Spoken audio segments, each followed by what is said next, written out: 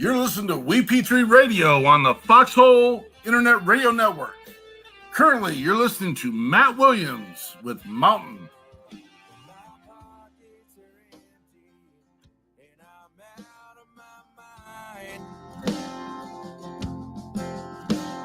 Getting shot down before I even try. And I wish I could say that it's all working out, but lying ain't something that makes mama proud. And I'm pushing my way. Left, your left, hey. Left, right, your left. You got it!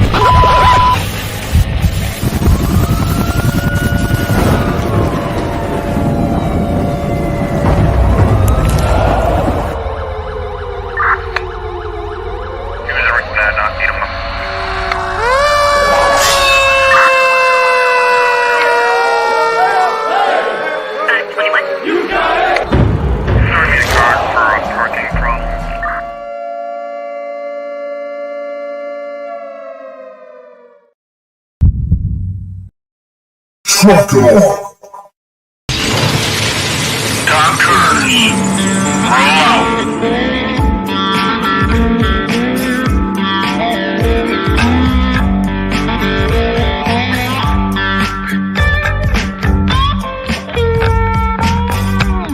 You're watching or listening to We Got Your 6 at 6 Patriot Playtime. We the people, the People's Patriot Project.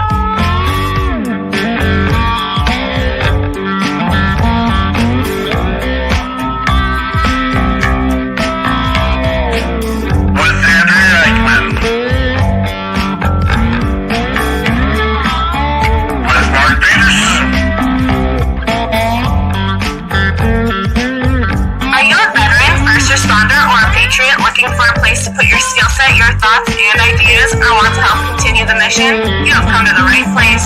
We are the People's Patriot Project, and we are the shock and awe when it comes to meeting the needs of our veterans and first responders. We are dealing with a new enemy in today's world where the wounds are not always seen. We want you to be a part of this mission in saving lives and making a difference. Welcome to We Got Your 6 at 6 Patriot Playtime. Here's the WeP3 team bringing you today's best heroes hits in the boots on the ground organizations that are saving lives. And as always, Patriot Pride.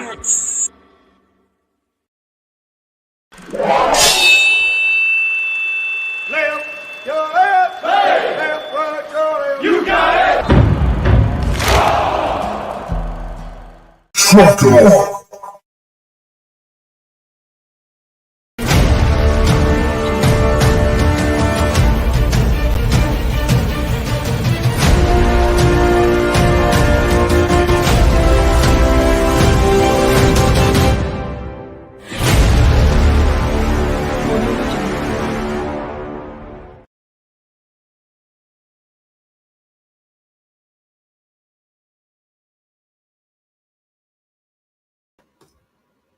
Good evening. It's Andrea Eichmann here with the People's Patriot Project.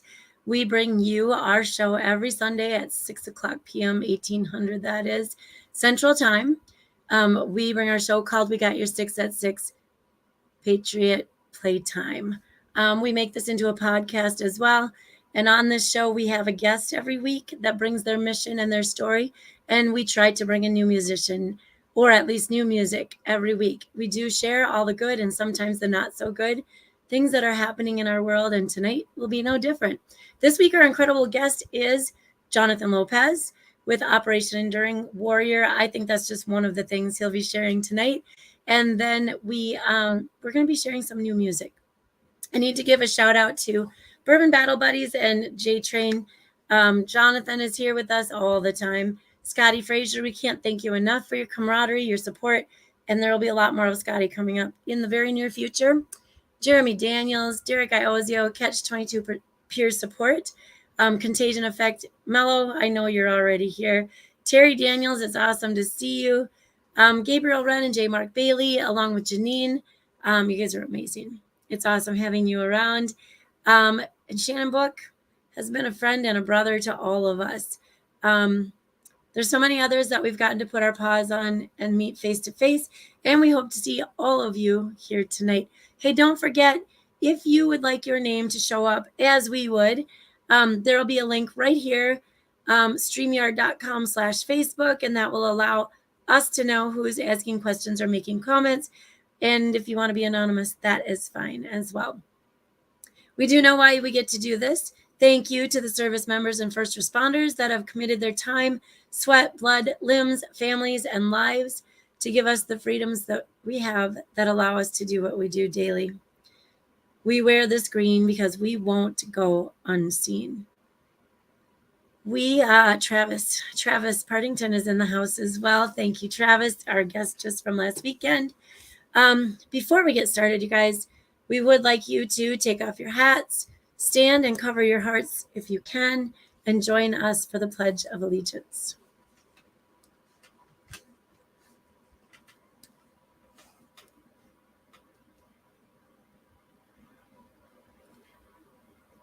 I pledge allegiance to the flag of the United States of America and to the republic for which it stands, one nation, under God, indivisible, with liberty and justice for all. Justice for all.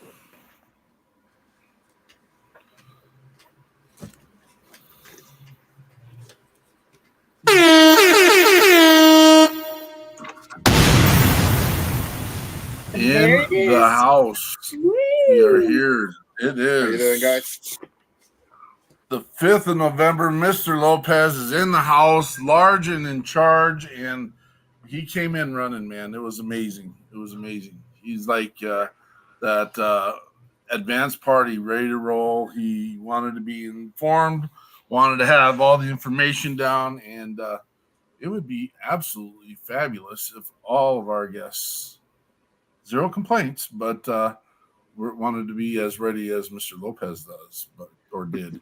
Mr. Daniels, Andrea did all these shout outs already. We got a lot of people in the house tonight. Let's go. It is Peterson was muted a little bit for the Pledge of Allegiance. He got in at the very end. I did. That's very well. The button pusher project thing, it always kind of gets in the way sometimes, and making sure we get it all done and done right. We got Derek Iozio. Thank you, brother, for sending your books. We got his in the mail this last week. Andrea's is going to get hers. It's in the back of my truck, ready to be delivered. FNG hands. Nice. Yeah, Jeremy Daniels.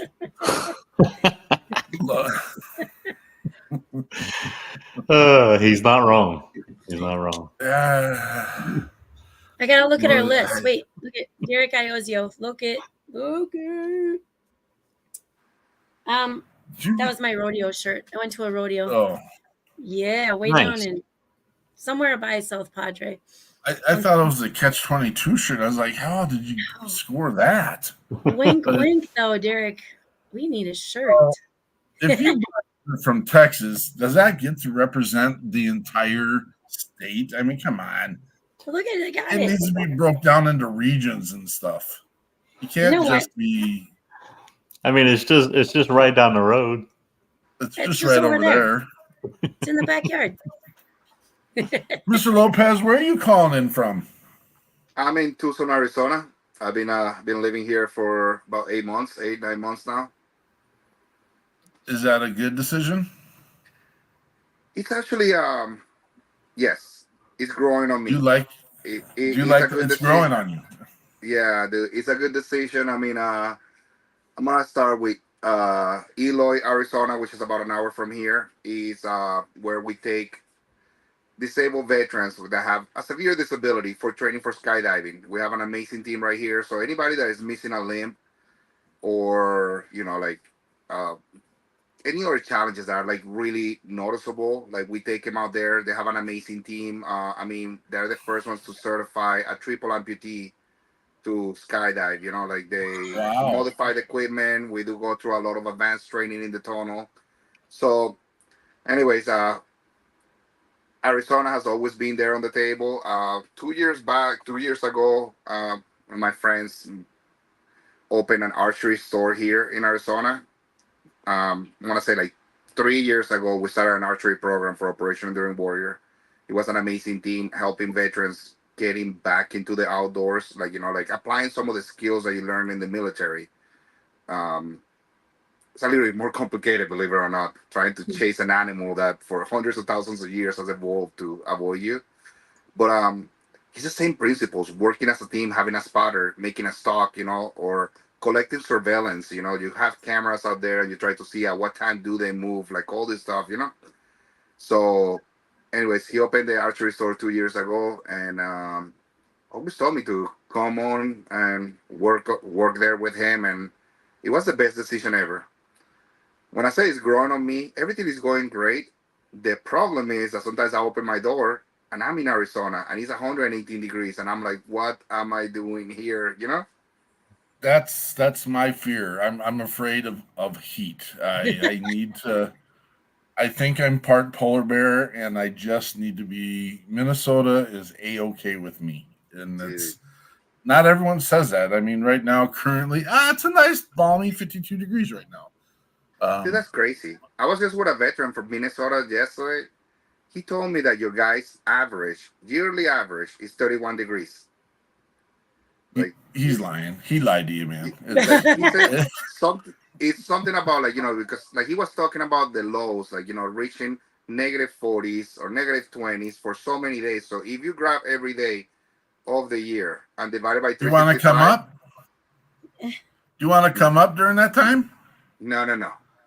What if I put you in a nice warm cabin, and the cabin has holes in the bottom of it that you can fish out of, and you won't let's ever have to step out in the cold? I, let's do it. I never say no to a good challenge, but dude, Okay, I all right. cannot imagine that being home. But anyways, it's the same thing. Like Arizona is that extreme, and I'm gonna tell you, there's a saying, you come here to either grow or die. There's no in between. Like this desert is unforgiving. It's a very tough place, but it's going very well. Awesome. Awesome. There's a lot to talk about. I mean, you've talked about a bunch of it already, but we'll get more in depth into it. I'm Hmm. hearing about archery. I'm hearing about skydiving. Tell us about your service in the military. What got you to this point right here? So I service in the military, and we're gonna get to that because of what I'm doing too. Like it was honestly, dude, I was not much of a family. I grew up overseas. I was born in St. Petersburg, and I'm tell you, I was born here for one reason. Abortions were illegal in the country where my family's from. My mother came over here. She happened to get here 1 week too late, so that went out of the window. When I was born, my grandmother took me at 17 days old, and she took me with her. I graduated from high school at 16. I came back to the States, and I always had a passion for the military because I was an adrenaline junkie. I was always into all this stuff, like rappelling. I was a guy jumping off of bridges, doing all that, and I thought about where can I don't want to say skills because I didn't have skills, but where can I go that this will be a useful skill? And obviously the military was the way to go. Um, Love my military service. I mean, I came in as a 11 Bravo. no contracts, no nothing. I had to earn my way through everything else. I attended airborne school. I went to Ranger indoctrination program, commando school in Belgium, and the last thing that I did, I always pause at this point because it's just Jesus, you know. Like the last thing that I did, I attended SFAS, which is a Special Forces Assessment and Selection. I got back to my unit, and 4 days later, I was hit by a drunk driver in Germany. Um, don't know much, you know. Like I mean, I know what I read in the report, how the accident happened, and everything else, but like I remember I was flown into launch to like I had a few surgeries in Germany, and then I was transported to Walter Reed, where I spent the following 2 years undergoing surgeries. You know, like I lost my arm right on the accident. It's a traumatic amputation, but I suffered a lot of other injuries. My leg was broken in 7 parts. Had an open fracture, which is like my femur coming out of the skin. So they tried to fix my leg so many times. The last surgery that I had was bone graft from my right hip. They had to like open it, remove some bone to like fix my tibia. So my military career ended on a Thursday afternoon when I least expected it. Yeah. How did that define you? I mean, I'm assuming that, right? They medically discharged you from the military.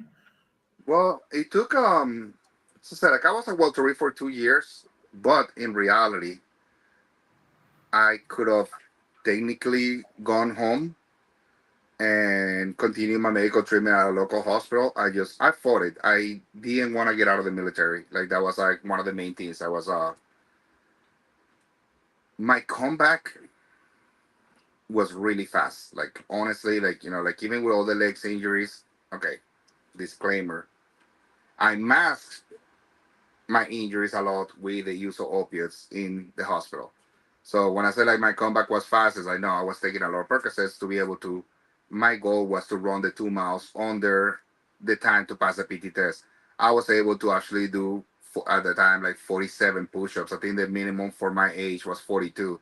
So my goal was to pass the PT test, which I accomplished. So they could have get me out of the military. I fought it. I fought it forever.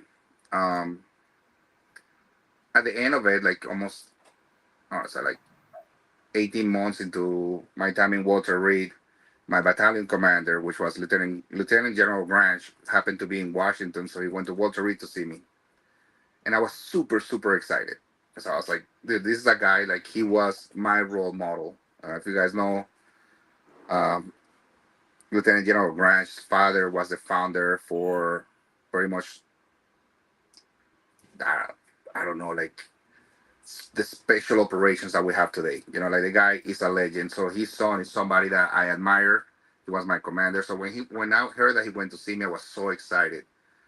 And it was such a wake up call. It was the tough love that I needed. I remember he came, he said, Lopez, why is your name still on my roster? Because remember, when you're at Walter Reed, technically, every morning during information, they will say, 7 here, 1 in Seco, blah, blah, 1 in Walter Reed. So I was like, because I'm getting better, sir, and I'm going to get back to my unit. And I remember, like, he just looked at me, no hesitation. And he was like, you're never going back to my unit, He's like, you're missing an arm, You're never going to be able to deploy again with us, anything like that. So, like, if you want the rest of your career to be in Washington, D.C., and every time they need an amputee, they're going to call you to take a picture, so be it. But you're not going back to my unit. He's like, grab your benefits, take your and continue your education and get out. So that's when I decided to get out of the military. Because, like, for us, what is the army? Is it like really the army in general, or your unit, your brothers, the people that you serve with? That day that I was told that I was never gonna go back, it was the best decision because I knew that I needed to move forward. That chapter was done. It's interesting. And what hit me right in my head right away is how military handles or deals or works with and it's not always. It's the people. It's who you attach yourself to. It's who you build your relationships with. It's who you want. I mean, there's not a safe room for veterans and first responders in a sense. There's not a place where you're going to go and feel warm, cuddly, and again, that's a piece that I think we need to. investigate, move closer to, and have those conversations. But I want to know what the feeling was for you when you have this superior standing over you. I'm assuming that I don't know the whole dynamic, but and it says you are not coming back to my unit. How did that feel? It was heartbreaking. It honestly was heartbreaking, but it's the truth that I needed to hear because at that point, I was living in a fantasy world. Like until that point, my recovery was only based on the fact of that PT test. You know, those meeting those standards. I was an arrogant infantry soldier, a paratrooper.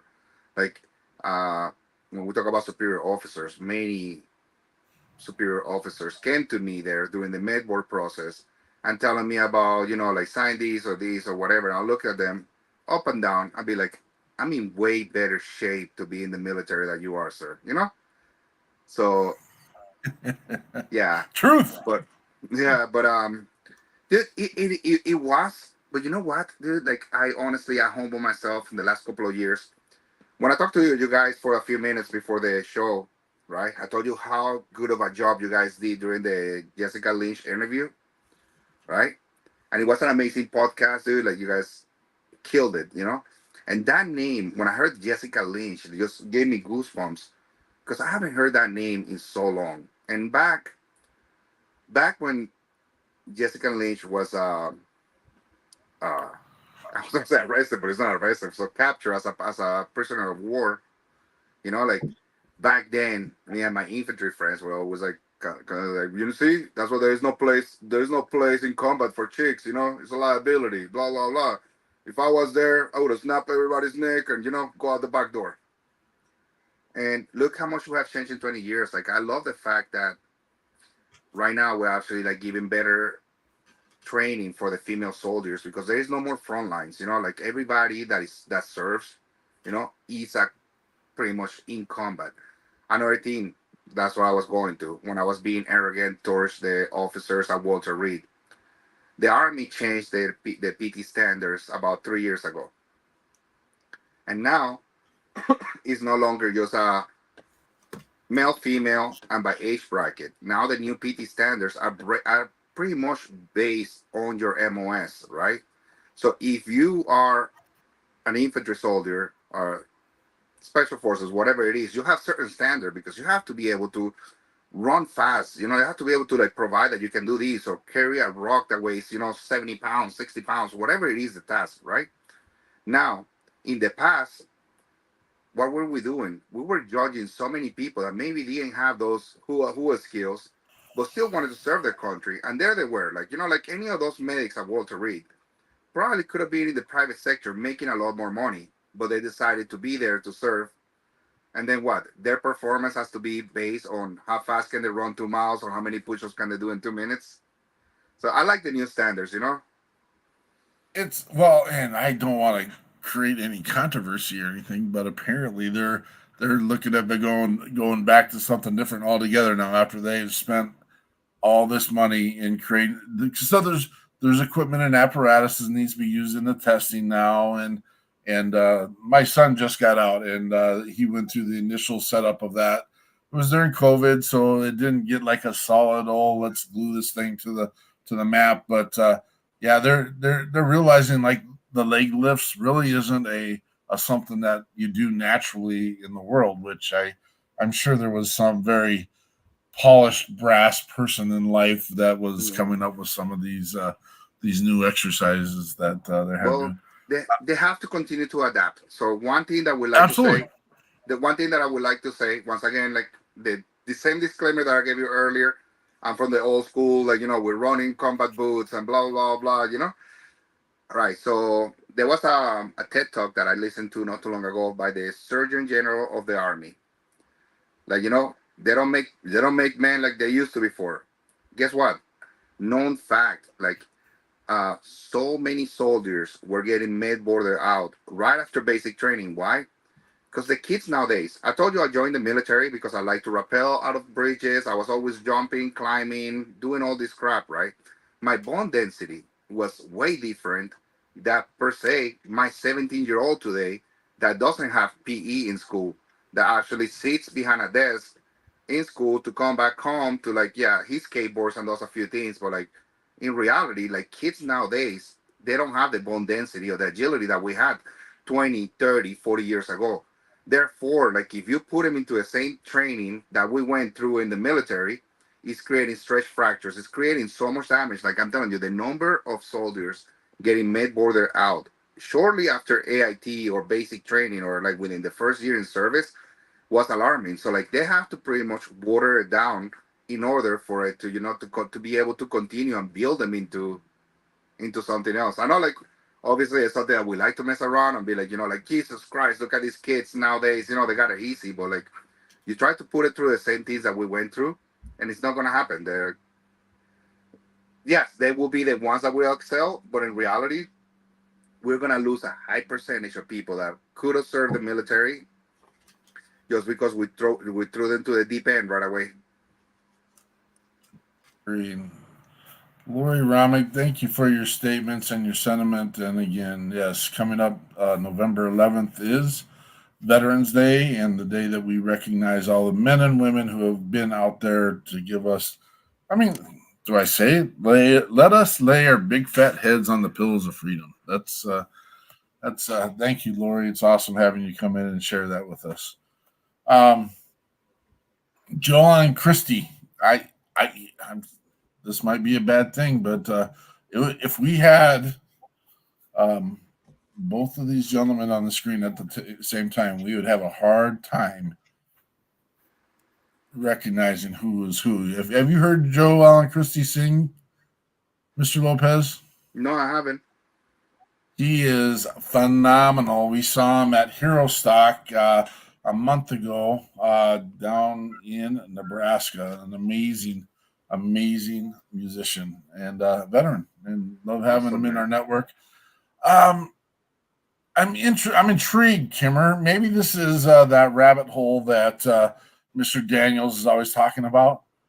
What is the dying cockroach? Tell us more, dear.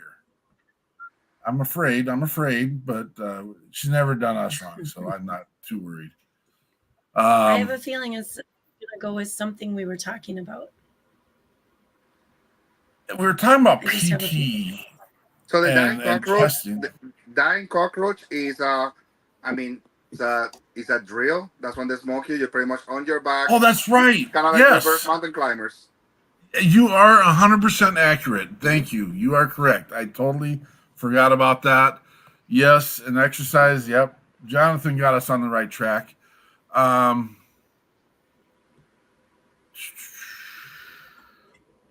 yeah, we have a Facebook user. I mean, it was a longer one that um, love our military and veterans, but the military is not an equal opportunity employer. You must meet the standards and do the job or go home. I'm not sure I like the direction of our military is going today. I don't think I should deserve. I don't think I could serve today. Us grunts back in the early 2000s, 2010s had a different mentality than today. Not trying to get political or anything. It's just hard. I'm not arguing. Won't No, argue with you. You're not wrong. no, Um, that is exactly. And sorry to interrupt, but that is exactly my point. Like like we are not the same, and I know the military changed, but guess what? There's still guys out there that are like like hardcore, and they will get to the places where they need to be. There is places for them. There is these elite units. There is everything. But in reality, they're like, listen, I'm a father of two boys, and I try to like even be tough on them. And like we camp, we sleep outside all the time. Like I mean, my kids were doing 14 milers when they were 8, 9 years old. But the reality is, the general population, the army had to change. If they didn't change those policies, like I was telling you, like like how many kids in reality, like I'm gonna say, like in the city or so, they can't afford extracurricular activities like other sports, and it's not like before that we were outside. Like I honestly like, I mean, I live inside of a military base right now, so like my kids roam up and down, and they're bigger, they're 15, 17. But with today's problems, and this is not political, but with today's problems and everything that is going on, do you really feel safe with your younger kids out in the street like we were in bicycles, God knows going where and doing whatever, and spending all day at night and come back when the lights come up? So it's not happening, and It's not therefore, happening, and you're right.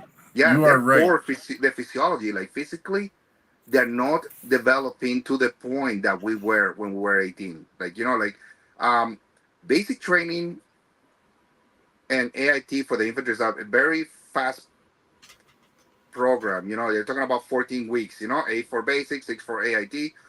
And within those 8 weeks, you go from like people that have never run a mile to doing 5, 6, 7 mile runs and rocking and carrying a N60 up and down. Like not like we use them anymore, but it's still making carry it. It's a very fast pace. Like people are suffering injuries that could potentially be better soldiers in the future if things were taken a little bit like I don't want to say like baby steps, but like we have to do what we have to do. If not, it's not like everybody's running right now to the recruitment offices to join. So the few that join, we have to take care of those guys. Well, and what you said earlier, and this equates to we have to learn to adapt to it. I mean, Yep. even post service now, the conversation of are the VFWs and the legions doing what they need? That was a different time, a different era. The time and era of Vietnam, and those soldiers who wanted to sit in a quiet place and drink their 7-ounce beers and in a smoky room it's not the same now. You have to find different ways to attach and bring them. And with me and Miss Eichmann both being school teachers, we have these conversations all the time. Doctors are going to do doctor things. Doctor kids. I mean, if that kid is developed or is going to be in a position of wanting to go be a doctor, they'll be a doctor, regardless if there's COVID going on, regardless if there's a teacher holding them back. Granted, those kids are going to adapt to that piece. And that's the same concept in our military world as well. 100% agree with you. What happened 20, 30, 40 years ago is night and day different than what's going on right now. I don't know where I would stand on it.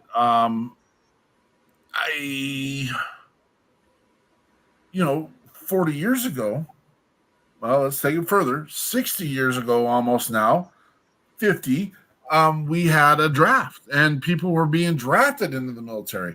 And I've heard people make comment that we should have a draft. So I'm no, don't want that. I don't want that problem at all. Mm-hmm.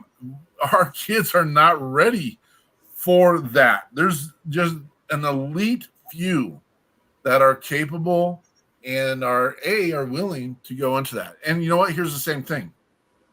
It's the same thing with our first responders. And I want to make sure we're throwing up there. Mr. Steiner, good to see you, brother.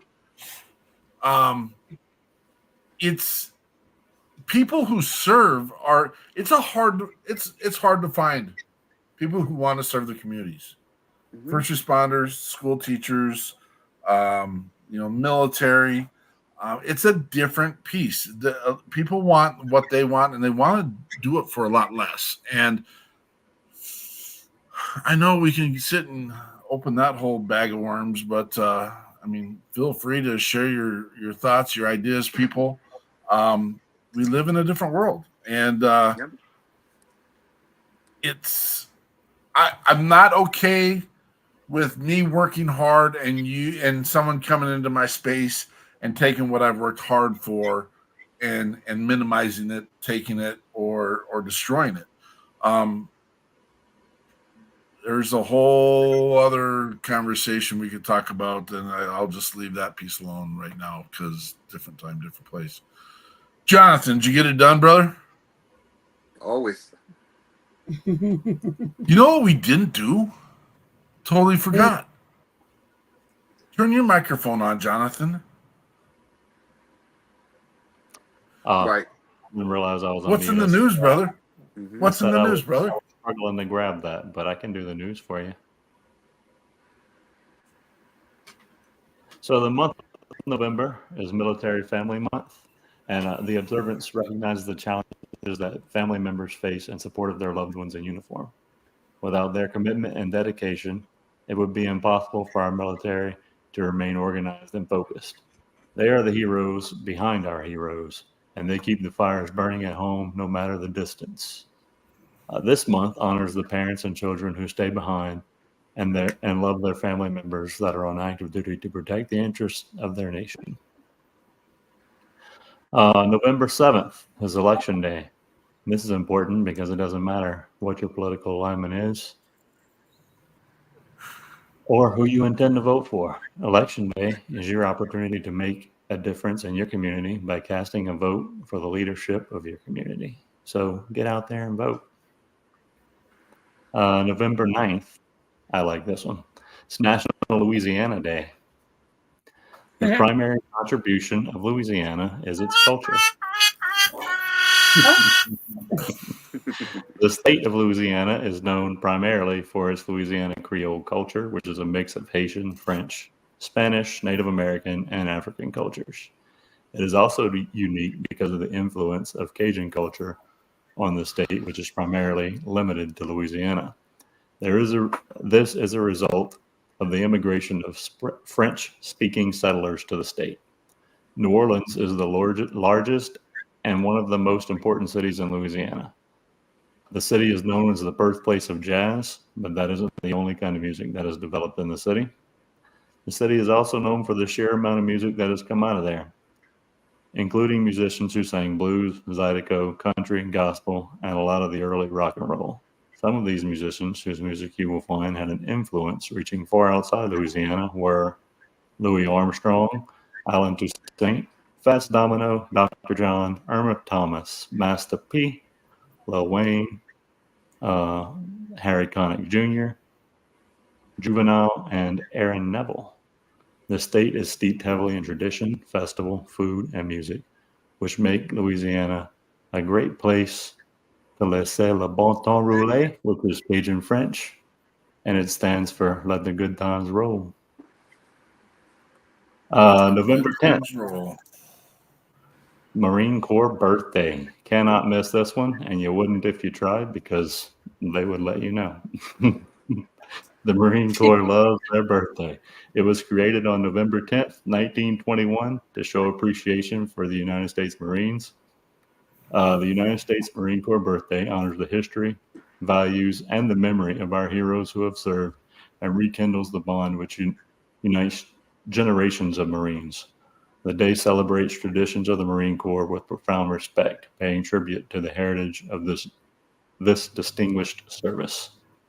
On November 10th, 1775, just 8 months before the Declaration of Independence, a new corps was formed following the introduction of the Continental Marine Act. It would be first known as the Continental Marines and then the United States Marine Corps.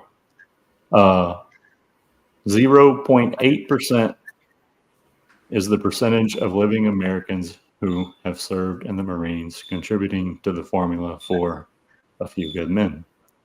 8% is the percentage of the United States Marine Force that are women, which I guess would contribute to fewer good women. 38,000 is the number of new recruits accepted annually into the Marine Corps.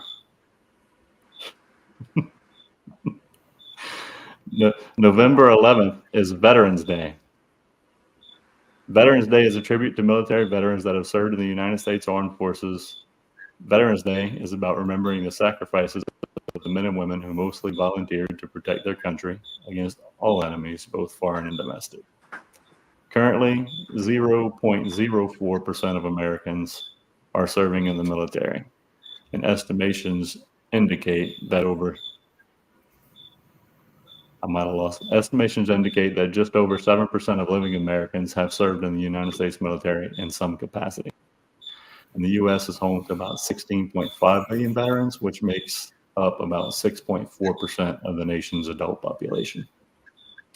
And this one is last, but most certainly not least.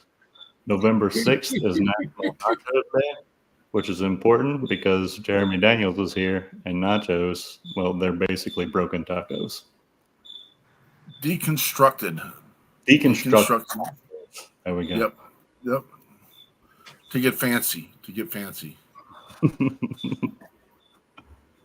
I am so sorry. I honestly did not mean to hit the sad trumpet. I was what? I thought I heard it. too. Thought I heard a cricket in there. No, I too. was not. I was not putting crickets. No. I thought you were playing and started with the Marine Corps. That's No, not at all. So if you thought there was some sound stuff in there, I had nothing. How much French do you know, Jonathan? I just How said much it. French? Oh, That was it.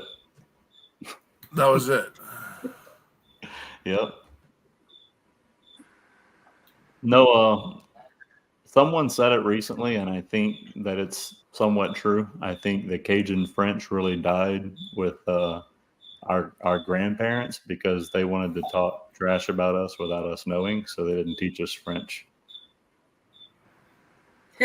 I'm intrigued here a little bit.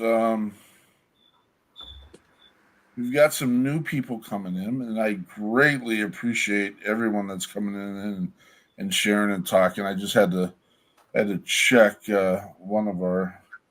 I thought we had a senator in the room, and that's not. Which I would have said, hello, hell, whatever, hell, chief. No, I'm not going to do that. But Craig, Mr. Phillips, thank you for coming in and sharing your thoughts and ideas. The biggest complaint to the draft is the draftee doesn't want to be there, whereas the volunteer wants to be there. It would be great if everyone had the desire to serve their country in some capacity. 100% agree with you, brother. And I know there's some people that get stuck there because of court, and some people get stuck there because of legal related issues, and some people do it because that they it's their only means of occupation. They don't have the skill set or the resources to get a real job. And I know that back in the 80s and 90s, because no one would ever think we would be involved in a conflict of any kind whatsoever. A lot of people got in because they thought they would get those college benefits. I ran into a lot of those when I first was in college and was upset that we were in Desert Storm right off the bat in the 90s. And they're like, oh, I can't go to combat. I just came for the school benefits. And I'm like, I hope you're on the front line is what I wouldn't say that. That's just mean. But it's just like, don't take advantage of situations, and you don't get stuck into things like this. Lori, I don't I appreciate you, sister, and you would not hear the crickets, would you? I'm glad you would bring that up. Miss Romick is deaf, and so she's chiming in from Cody, Wyoming. I'm confident of that. Graduate of 1889. Jay, yep. 1889? Yes. 1889. Thank you. 1989. Sorry, Lori. That was your. Very sorry, Lori. That was your chance to share that I was older than you for once, but. It was 2 years. It was 2 years after me, I guess. Yeah. 2 years. Jonathan slipped out on us now. Should we just throw up a random right now, Miss Eichmann? We can absolutely do that. Put a little break. Is there anything setting in your heart right now at this moment? Yes, but I don't think it's ready. So. Okay. All right. Yeah, let's go with something else. Okay, so this coming weekend, we get the awesome. I wish our entire team had the chance to do it. Yes, Jonathan. Full disclosure, the cricket was in my garage. Oh, it was a cricket.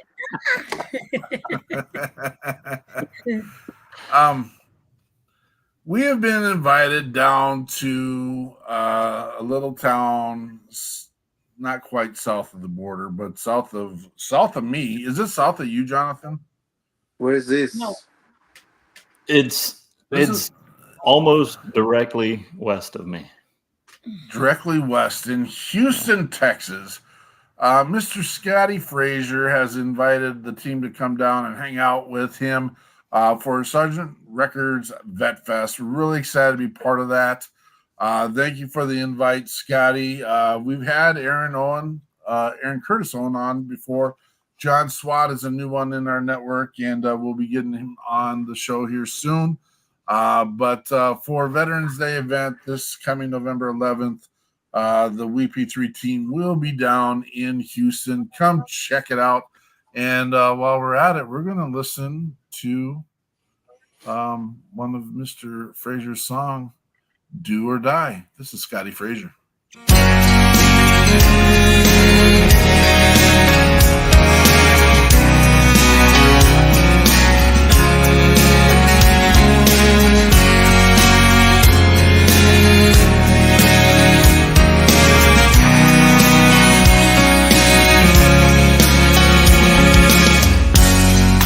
Listening to my heartbeat pound as daylight fades away. A haunting old familiar sound. The guns go silent and I pray. I'm reading all your letters. I can't get you off my mind. Smoke the day's last cigarette. Thankful I'm alive. Mine's not to wonder why. It's just to do or die. Mine's not to wonder why. It's just to do or die.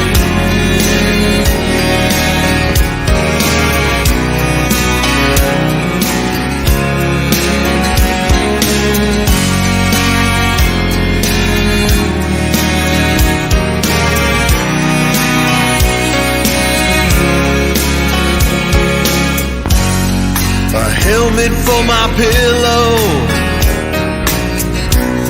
I rest on broken glass. Only heaven knows how long can this all last. I lived another day, but trouble's all around. The guns have fallen silent tonight, but the silence is so loud. Mine's not to wonder why. It's just to do or die. Mine's not to wonder why. It's just to do or die. I look up at the stars.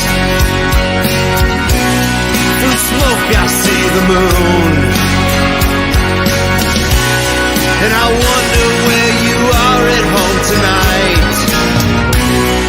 If you can see it too. Another burning city lights the fires in the night. I lie to myself and say that I'm not afraid to die. This war is taking me so far from you. And if we meet again, I'll hold you close and never let you go. But until then, mine's not to wonder why. It's just to do or die. Mine's not to wonder why. It's just to do or die. Mine's not to wonder why. It's just to do or die.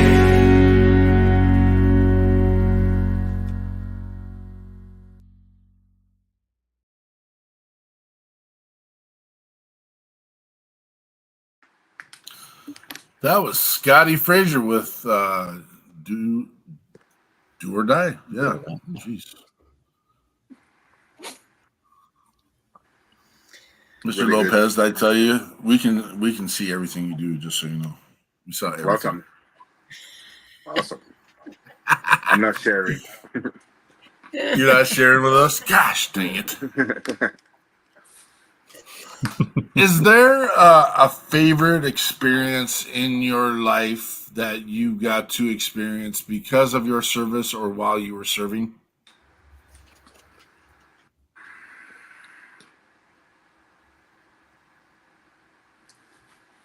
I don't want to say favorite experience, but there's a memory that comes to mind. Was the when was that? 98, 99. I was between Yugoslavia and Macedonia. We were patrolling. It was called the United Nations Patrol Line. You know, like that was during pretty much. I don't want to say the beginning of the bombing. No, right. That was right after the bombing. And I remember when I was patrolling there, a guy, he spoke English, you know, but a guy approached me and he was carrying his daughter. She must have been like, I don't know, 5, 6 years old. And he came carrying her and saying, please take her with you, you know? And at that point, I'm probably 19, 20 years old. And obviously, you know, the drill, you know, like arms up, you know, get away from me. And right now, after being a parent, like I don't know why, but I always think about that guy, and I always think about like you know like how messed up things have to be for you to like be willing or thinking about giving your kid to pretty much a foreign soldier to take it away. And I don't know, like that's like something I always think about, and like something that I'm always thankful, you know, when I have like kids and like you know like everybody's crazy and flipping out and talking about how this country is like falling apart, and I'm like, no, it's not, you know, no, it's not. Till the moment that you're willing to like, you know, like really like give your loved ones to go away somewhere safe, or you're willing to like, you know, pick up arms and you know, like fight, we're still doing better than 99% of the world. I have a favorite memory. It was my first year on the guns, and we were out in the field, and I don't know why this always there's some layers to it. And we took our 10-ton and we backed it up to this lake, and our whole gun line was there, and our our big boys brought out these grills, and we had these hot dogs, and we were swinging from swing ropes from a tree out into the lake from our 10 tons, and we're eating hot dogs. And we're staying in World War II barracks. And I'm not even sure why I create this as one of my favorite. But in the World War II barracks, there's no stalls in the bathrooms. Well, whatever kind of hot dogs they gave us, there might have been some kind of medical thing that needed to take place. Everyone was lined up in these latrines, and where it was taking care of business. And it was chair throne after throne after throne after throne of you name it, they were in there doing business. But I say that jokingly, but it is really a memory. And like there is nothing like that in the military now.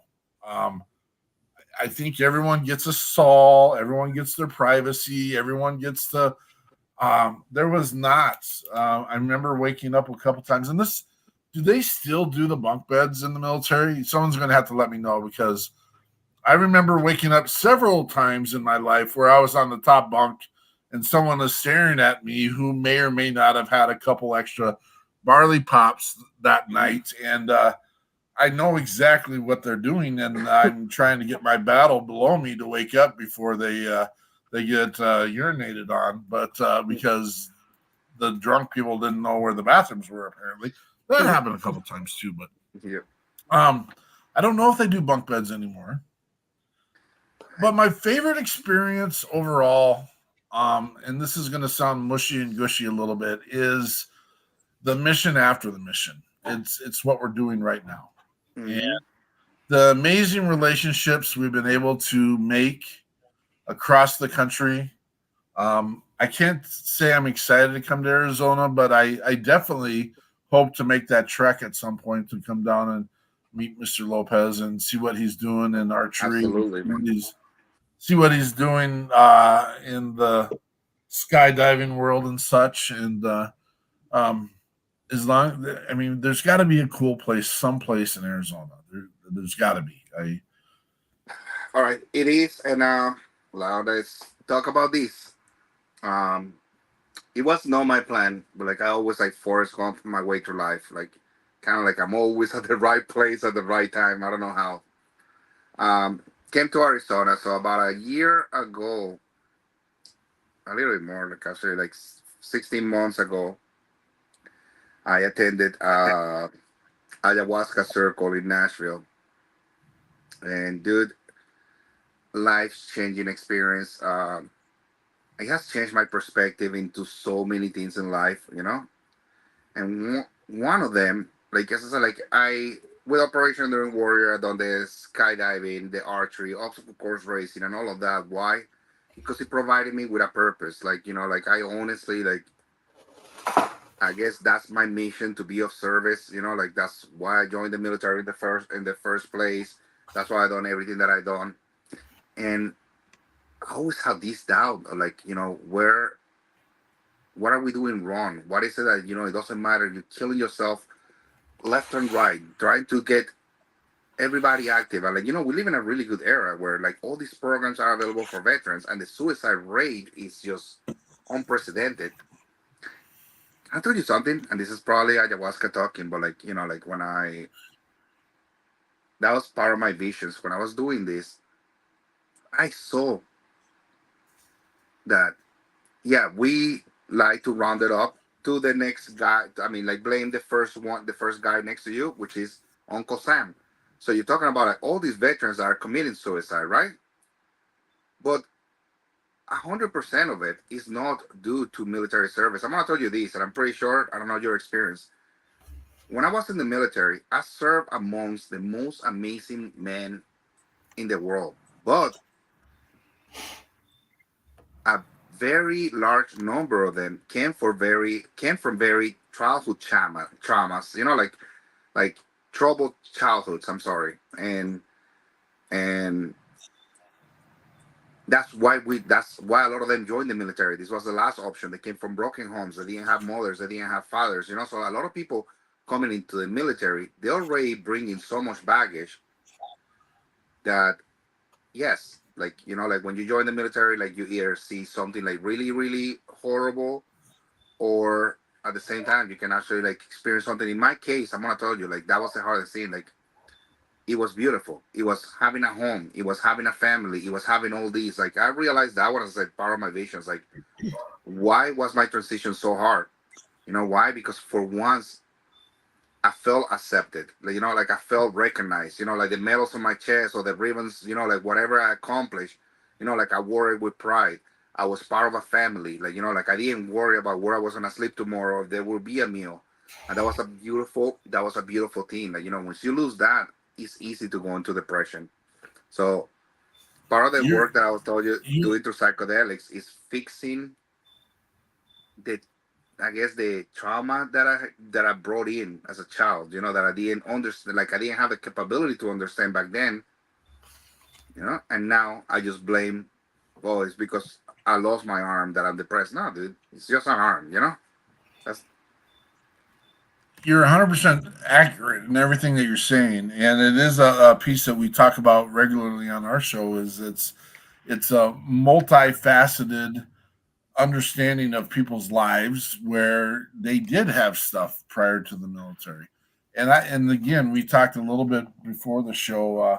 You have a relationship with Brandon Mills, who does advocate for the mm-hmm. hallucinogenic medicine, and we do have the conversation about how it should be managed appropriately.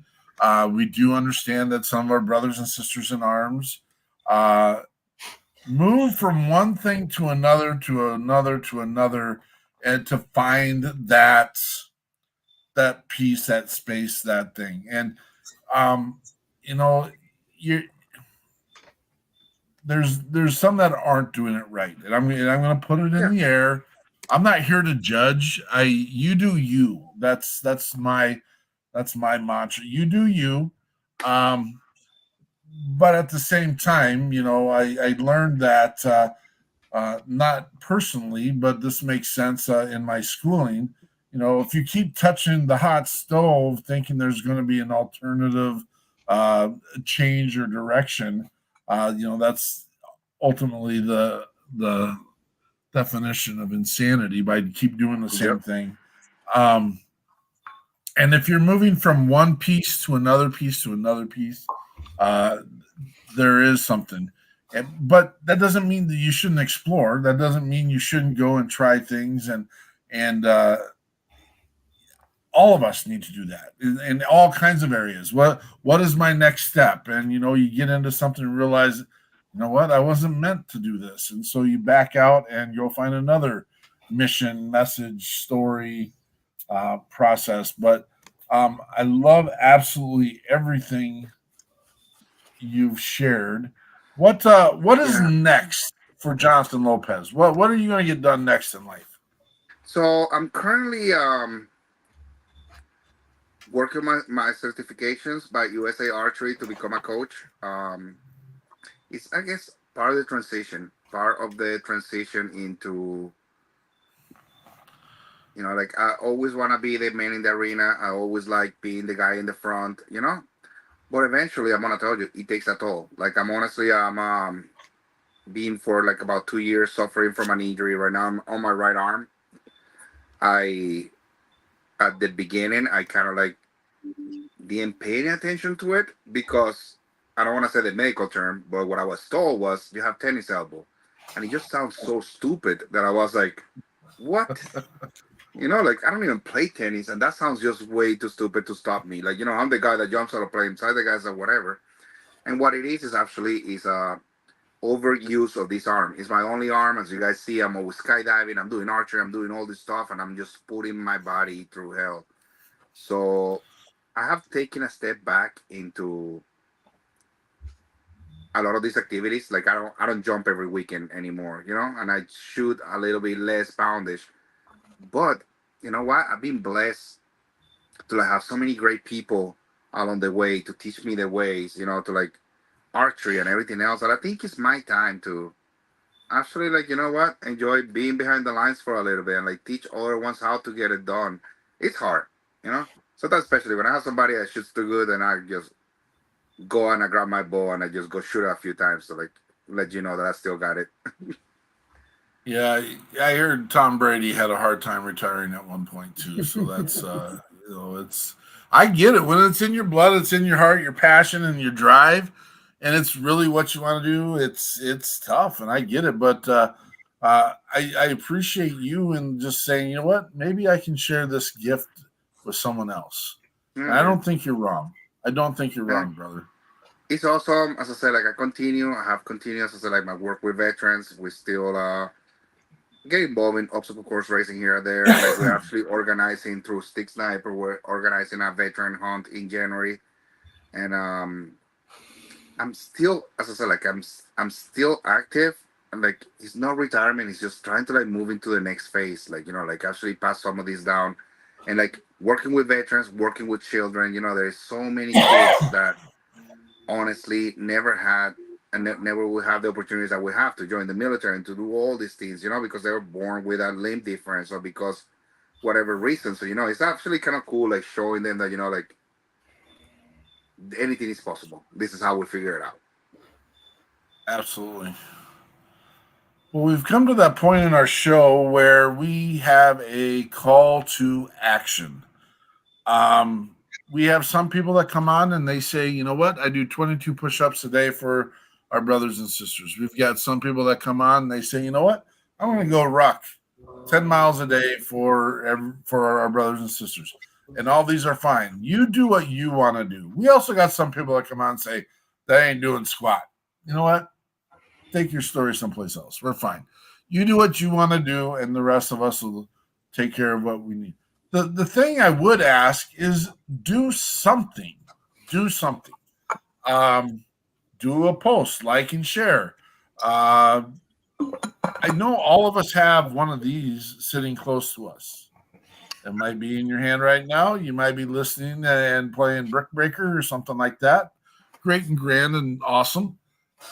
But what I want to let you know is it takes roughly 6 seconds to text someone and say, hey, I was thinking about you. You can cut and paste that same message and you can send it to 6 others. And so 36 seconds, that's our investment tonight. I'd like you to do it every day, but let's get through today first. Take 6 seconds and reach out to someone in your contact list and say, hey, I was just thinking about you. It could be your biological brother and sister. It could be your mom and dad. It could be a cousin. It could be someone you served with. Yes, our mission is about veterans and first responders. But again, going back to what Mr. Lopez was saying even during his story is people have stuff even before they get in the military, and that multi-layered and faceted process of putting all the pieces together. Our country, the United States, and across the world is dealing with issues, social emotional disorders that are making people take their lives. Start a conversation. Say, I'm thinking about you. Just wanted to reach out. One of those 6, I'm going to ask you to try and resurrect, not a friend or buddy, resurrect a relationship that may have gone south at another time. It's a tough one. I've done a couple in the last year that it hasn't gone anywhere, but I made the effort. You might be that shining, guiding light that is going to change someone's ideas, and ultimately, what one of our good friends with Contagion Effect says, you know what, tomorrow needs you. And we agree with that. Reach out to your brothers and sisters. It is a call to action. We don't do this loosely. Reach out to someone on your contact list and just say, I was thinking about you.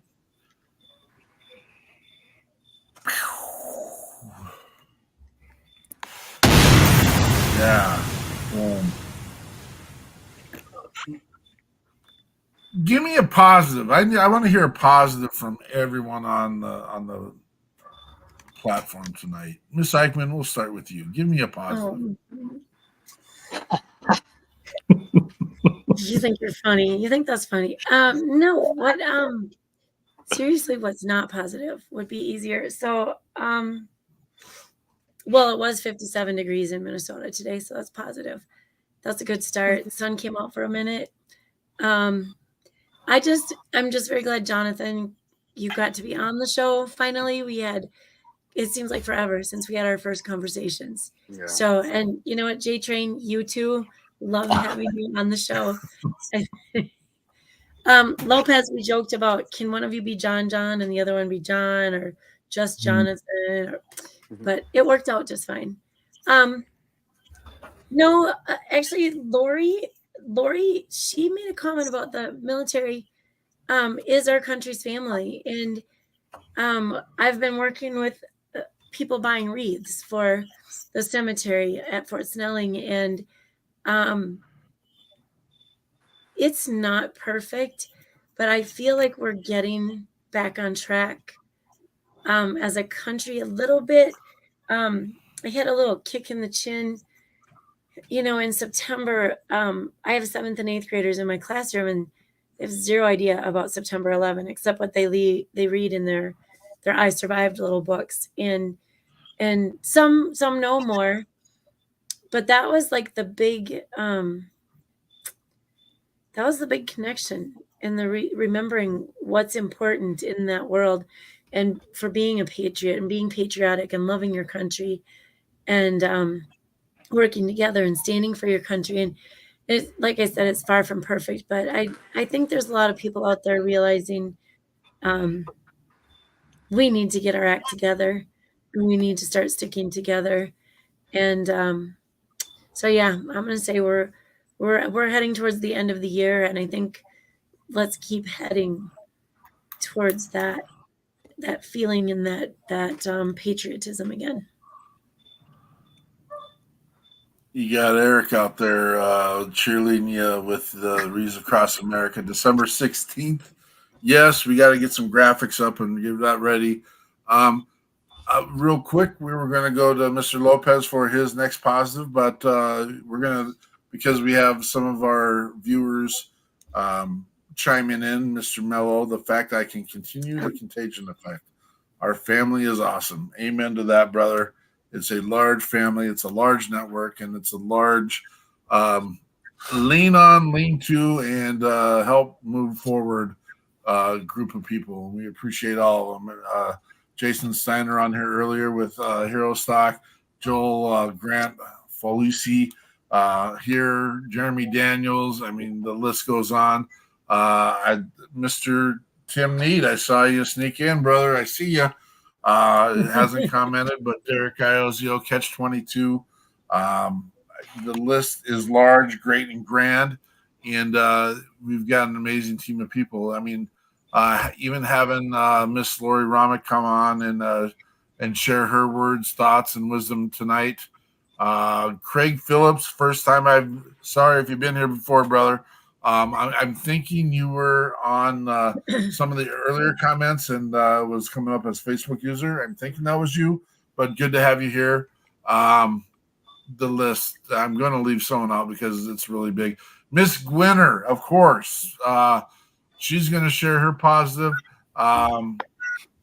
She's alive, trying to help others and make the best ability and harder if I'm allowed. Amen, sister. Thank you for your amazing gift of you. We appreciate you, and we're glad, man. We're glad you're here. That's what had some amazing conversations with Miss Gwinner this week. Mr. Lopez, what's your positive, brother? Man, can't think of anything else but you guys. The Patriots Project, got your 6 at 6. This is all positivity. Like the fact that you guys are doing this, just like I was saying earlier, we live in a really good era where, like I always say it, and I don't care, dude. Like, I believe in people. I believe that people just want the opportunity to do something good. And you guys are not waiting for the opportunity. You're creating one, We spend an hour talking, and it's all being about positive stuff. We're not talking about, what's going on with these, what's going on with the elections, what's going on with whatever, You guys are my positive team of the day. Honestly, as I say, I was looking forward to it. I drove this morning. I was wakeboarding with my family, and I was falling asleep on the way back. And I was like, I can't miss this. Let me set my alarm. You're a blessing. You're a blessing.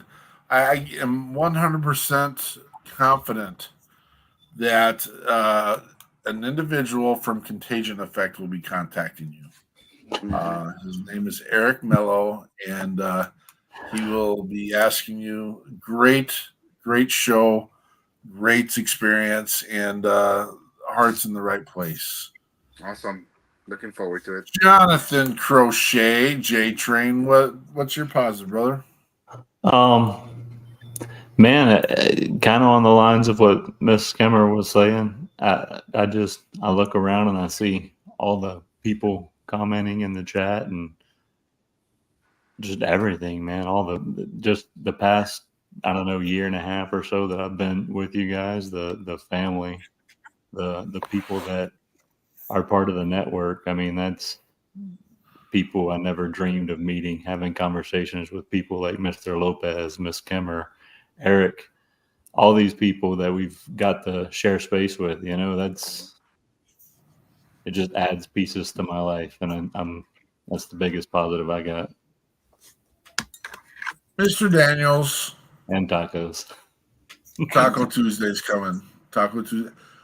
I want to know the real number. The real number, Mr. Daniels. How many tacos are consumed in a week? That's what I want to know. By everybody or by Jeremy? No,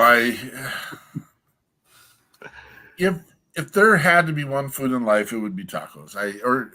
We talked about earlier, nachos, deconstructed tacos. I could eat it every day. You can change it up. Smoked turkey, smoked chicken, you wouldn't believe what I put on nachos. I got tater tot hot dish in the house right now. I might put some corn chips on it and do a little scooping of it. No.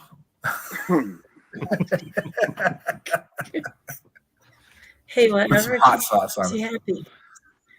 All Whatever right. keeps you happy, Peterson. Let me talk my positive because I'm gonna be real honest. Here's my honesty. I had a lot of questions going into this weekend. And I don't know if I'll call it a funk. I don't know what I'll call it. It just things weren't lining up. Things weren't going the way they're supposed to be going. It wasn't a crisis related situation. It wasn't anything that I couldn't navigate, couldn't get through. But coming on to this and hearing people's voices and seeing the team of people, Mr. Lopez, you deserve better. This wasn't our best show going into it. But having the conversation during this time and building up through it, it is one of our best shows. It is one of our good shows. It is because of the people that are streaming down the side of our screen here who are commenting and being part of this. And just the value you see in what we're doing and how we're doing it, and just the absolute awesome feedback you've given us. We've never questioned what we're doing as not the right thing. And I mean, I still don't think we've missed a show yet. We tried to miss one once, the old October of 2021. We tried to miss a show. We had done a 2-day event and we were gassed. We called our guests and we said, we're not doing a show today. We did 2 days. There was a 10-mile rec march in it. For some people, that's probably a day's walk. For me, I'm not a 10-miler anymore. I'm just going to say that. Got home, hit the couch, still had guests in our house from the event, and next thing I know, someone's wiggling my big toe, saying, your show's on right now, right? And I'm like, what?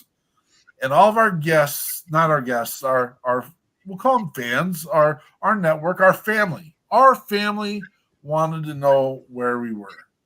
And so we had Shad Turner at the time, who was kind of the program director, and Miss Eichmann launched up the show, and we had people on. And that tells me we're doing what we need to do. And this is I needed this lift up moment, and we're there, and we'll continue to be there, and we're not going anywhere. We've never had a plan of going anywhere. I'm going to put this out there. We need people, and I know a lot of you and a lot of our network are already engaged in their mission work right now. We need boots on the ground. There's 1.5 billion things that we would like to do and we're not getting done because we just don't have the resources, the manpower, and enough hours in the day. That's the truth. I know we can't get more hours in the day, but I know that we can get people. There's no one that has said, hey, hang this up. This is a terrible idea. We need you. We need you to come on board. We need you to be part of the mission. We need you to be the tip of the spear, and we need to go kick the poo out of this because for the last 20 years, 6,000 veteran members have taken their lives for the last 20 years because they couldn't find. I was going to bring it up earlier, and Jonathan brought this to my attention probably a couple of months ago. 46,000 organizations in our country saying they're helping veterans and first responders. 46,000. Divide that, it's simple math. I mean, roughly, that's 7 organizations per veteran who's committed suicide. Get the job done, people. Stop talking about it. If you didn't, here's a guilty thing. If you didn't text anyone during our call of action, you're wrong. If that offends you and hurts you, make the text message and get a hold of a brother and sister. They need you. Sorry, got a little fired up there. Sorry, not sorry. If you're in the way, get out of the way. Option 3. Jeremy Daniels talks about it all the time. Oh, thank you, Mr. Daniels. Tie goes to the runner. Blood in the water. That's maybe that's what we do. Amazing message from Taylor Olam this week, and I don't know, Jonathan, if you want to expound on it at all. We're not doing PTSD anymore. We're not doing it. Post-traumatic growth. You seen it? You've been there. Let's grow. Let's go. Hey, I can Eric, try. I wrote something. I didn't really pass it by anybody or anything like that. It's not been read or checked over, but I did write something if you want me to read Eric it. Mello always says, let's go with his exclamation. Let's grow. Let's grow. So I wrote this after the conversation with Taylor Olam, and I kind of been working on it throughout the week a little bit. Having a conversation about PTS, post-traumatic stress. We know it's a stressor, and we know that it can make you want to shut down in every single way. We know it can take control of nearly every aspect of your life: onset depression, anxiety, suicidal ideation, and much more. Post-traumatic growth is what allows you to move past that. Growth means you can't stay stuck in it. It is often said, you grow through what you go through. The key being you must get through if you want growth. Growth means that there has to be movement in a positive direction. Growth takes effort and a will to change your current situation. It takes a desire to stop using the reasons for your situation as excuses and to let those reasons fuel your determination and your future. It's a lot. Growth exudes the very power of nature itself, the ability to rise from a tiny seed into the full glory of all that is beautiful in this world. From that point, we can give life to new seeds and create the cycle of life and beauty all over again. All the good stuff's coming out now.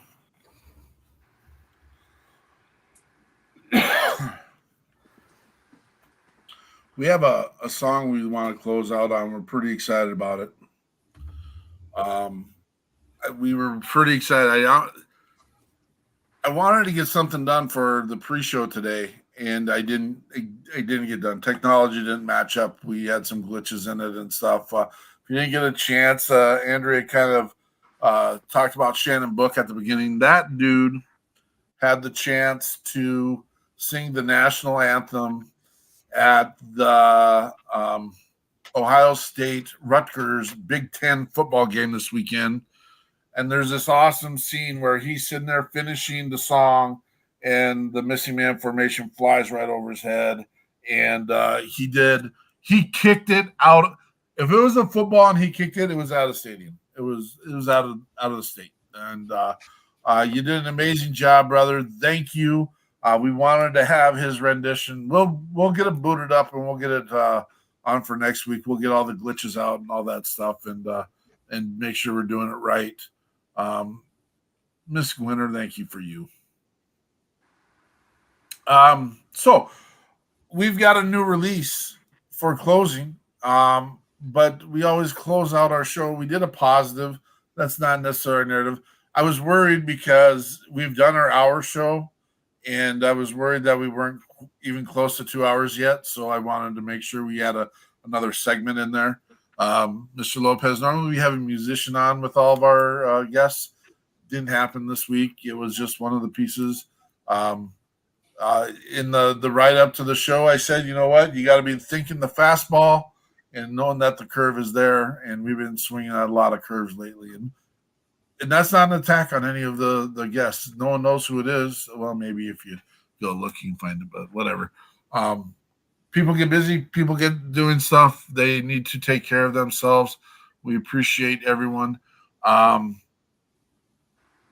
do you got? Jonathan always leads off the closing, so we're going to put that back in his. Too much pressure tonight, man.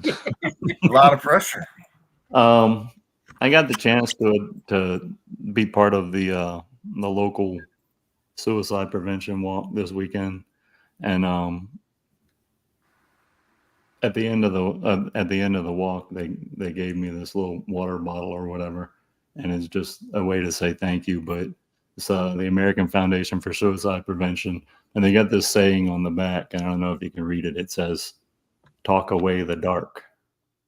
It's good. And we all go through that dark moments in life where we just, sometimes it's worse than others, and maybe you're at that point where you just feel like this is the darkest it's ever going to get.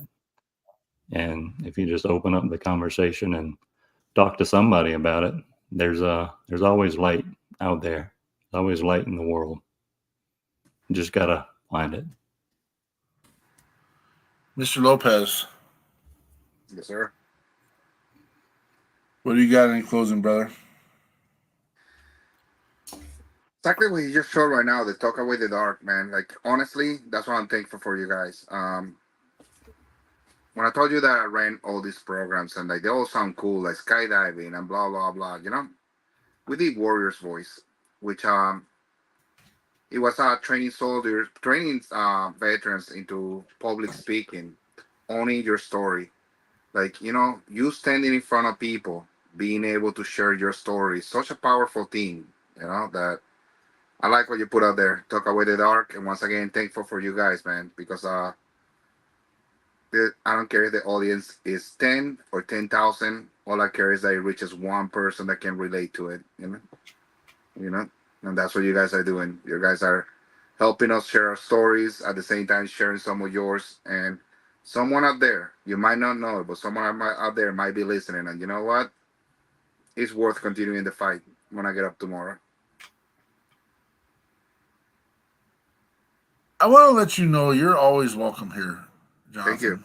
You're always welcome. Please, please find it. I'm going to ask you to find it in your thoughts and in your heart, and just call us and just come on. Just come on whenever you want. Will do. You're welcome. Will do, man. You're Really welcome to be appreciate here. it. Miss Eichmann. Actually, we talked about. Did we talk about you bringing another friend on with another mission that you guys work on? Earl? Yeah, I think I was looking through my notes for that. So we'll see more. Even if you don't contact us, I'll contact you. But Perfect. yes, awesome. So yeah, I just want to remind everyone the Reads Across America thing is it's really cool, you guys. We are. If you want information, just send me an email or a text or reach through the People's Patriot Project in some way, shape, or form. The wreaths. So I know Mark wants to make this a huge mission. I don't know the current number, but I know the number of wreaths we're getting is growing very quickly. It averages between 10 and 11,000 every year, and there are 240,000 graves. And right now we've had a lot of requests for specific graves, so I will be praying for organizing help to keep all those so that they get to the right places. That's a big deal. But yeah, if anyone wants, that's December 16th. And I know, when we go look at the people that are helping and donating and organizing, our Patriot Guard in Minnesota, I think, has 600 and some wreaths bought, and they use just under 200 for their own people. So there's a lot of extras. I don't know, super generous. $17 for a wreath. I was gonna go get my 2 wreaths. Anyway, I'll share that with you. But so to all those people, if you're watching tonight, it's been cool getting to know some of you. And I will be asking a lot of questions as we go. And then, of course, I need to thank Jonathan Lopez for being here tonight. I knew it would be good. I knew. And you know what? You guys, Mark and J-Train, you didn't get to see or hear, but the enthusiasm I felt with texting Jonathan earlier, even though he's super tired and had a big fun weekend. Yeah. Anyway, thank you so much for being here. Very cool. Next week we have Oh, we have Brian Kenzer, who I've been getting to know very, very well. I'm doing some online ordering with him. What Brian brings is I haven't had to go to that big box store in a very long time because I'm organizing. I'm using some healthier options, fewer chemicals. And I've always tried to do that, but weirdly my house got full of chemical cleaners again. So I'm doing this. Brian will be on to share his experience. His service has never ended. He has just left the military to, in fact, last weekend we didn't have our meeting because it got cold in Michigan and the fire teams were very busy answering those calls. And so he will be on with us, as will Scotty Frazier. I'm guessing there will be a lot of excitement, enthusiasm, and a few tired gentlemen on our show from the weekend hanging out with Scotty. So I think that'll be a good show. Scotty seems to have endless energy, so I'm not sure. I'm not sure if you guys are going to be able to hold your part up to he that. He will definitely be the chirpiest one of us all. Yep. Yeah, very much so. So thank you. Thanks to everybody for letting us keep this rolling. Lori, your comments are amazing. Thank you for sharing. It's good. I know I haven't seen you on here for a while, so it's good to see you again. So peace on those. We know why we get to do this. Thank you to the service members and first responders that have committed their time, sweat, blood, limbs, family, and life to give us the freedoms that we have, to allow us to do what we do daily. We would love for all you to be part of the team. We'd love for you to be part of a mission. If you're finding a space or need to find a space to connect in the world, our guarantee you is we wear this green because we're done being unseen. Thank you, brothers and sisters, everyone who were on tonight, with your comments, your support. We can't get this done, and we don't get this done without you. Come check us out tomorrow at 4:30, where we do our WP3 weekly debrief. We'll share as much as we can about what we're doing and the mission that we're working on and what pieces you can be a part of. What a blessing. What a blessing all of you are. Thank you.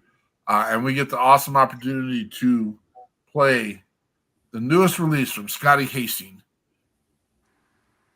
I don't have the last part of the title of the song, Jonathan. How do you choose? How do you choose? We'll see you when the smoke clears. Patriot Pride.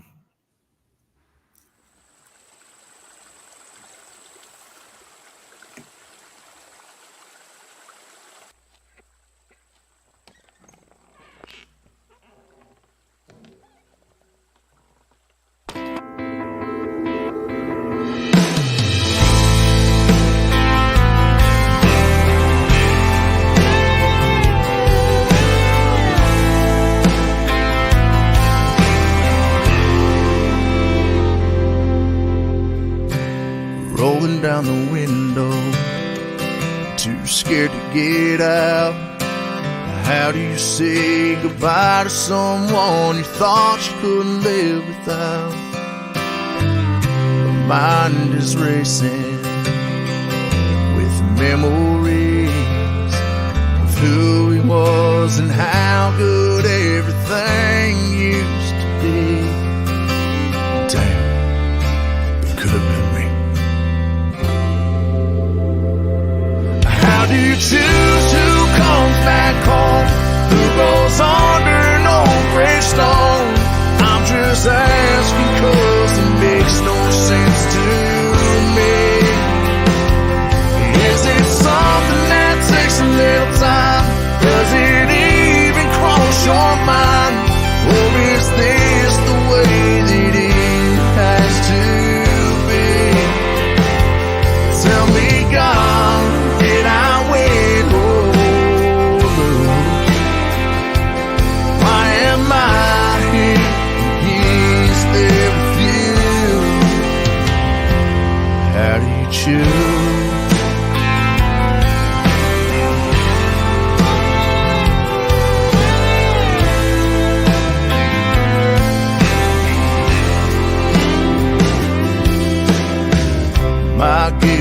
conscience preys on my mind as I see the words they wrote after he left us behind. Now I'm on my knees. How do you choose who comes back home? Who goes under an old gravestone? I'm just asking 'cause it makes no sense to me. Is it something that takes a little time? Does it even cross your mind? Or is this the way that it has to be? Tell me, God, did I win? Oh, why am I here? Is there with you? How do you choose who stays here? Who goes home? I'll never understand feeling this long. How do you choose who comes back home? Who goes under an old gravestone? I'm just asking 'cause it makes no sense to me. Is it something that takes a little time?